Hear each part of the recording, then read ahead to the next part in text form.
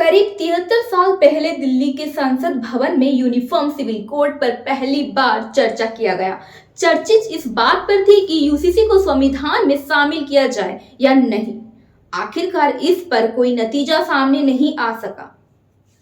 नमस्कार, आप देख रहे इंडिया रिवल्स में पद्मिनी आपके साथ। यूसीसी का मुद्दा काफी चर्चा में है। देश के हर कोने में, चाहे ग्रामीण क्षेत्र हो या शहरी चाय के ठेले से लेकर कॉफी शॉप तक, यूसीसी का चर्चा चल रहा है।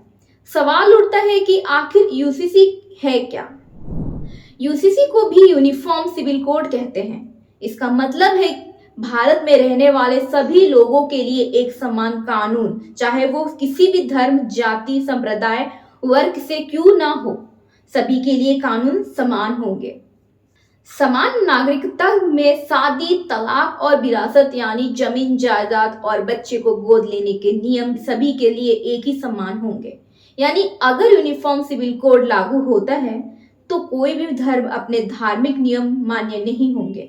मात्र इन 4 मुद्दे पर, जिसमें शामिल है शादी, तलाक, जमीन जायदाद और बच्चे को गोद लेने का नियम। दरअसल दुनिया के किसी भी देश में जाति और धर्म के आधार पर अलग अलग कानून नहीं है, लेकिन भारत में अलग अलग पंथों के मैरिज एक्ट हैं। इस वजह से विवाह, जनसंख्या समेत कई तरह का सामाजिक ताना बाना भी बिगड़ा हुआ है। इसीलिए देश के कानून में एक ऐसे यूनिफॉर्म तरीके की जरूरत है जो सभी धर्म, जाति, वर्ग और संप्रदाय को एक ही सिस्टम में लेकर आए। इसके साथ ही जब तक देश के संविधान में ये सुविधा या सुधार नहीं होगा, भारत के पंथ निरपेक्ष होने का अर्थ भी स्पष्ट तौर पर नजर नहीं आएगा।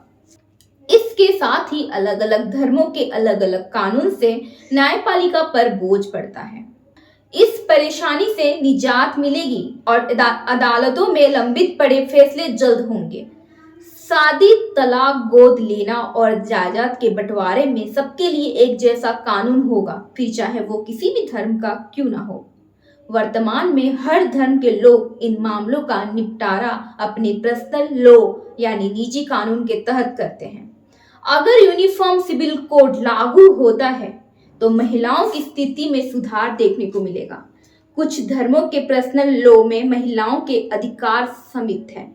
इतना ही नहीं, महिलाओं का अपने पिता की संपत्ति पर अधिकार और शादी के बाद तलाक के रीति रिवाज अलग हैं। यही नहीं, कई धर्म में महिलाओं को आजादी के नाम पर धार्मिक नियमों से उनको बांध देते हैं।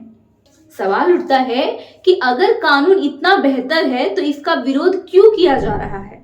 देश का एक समुदाय इस कानून का विरोध कर रहा है, धार्मिक मामलों में दखल मान रहे हैं। दरअसल मुस्लिम पर्सनल लॉ कोड के तहत शरीयत के आधार पर मुस्लिमों के लिए कानून तय होता है। यूसीसी का विरोध करने वाले मुस्लिम धर्मगुरुओं का मानना है कि यूसीसी की वजह से मुस्लिम पर्सनल लॉ बोर्ड का वजूद खतरे में पड़ जाएगा।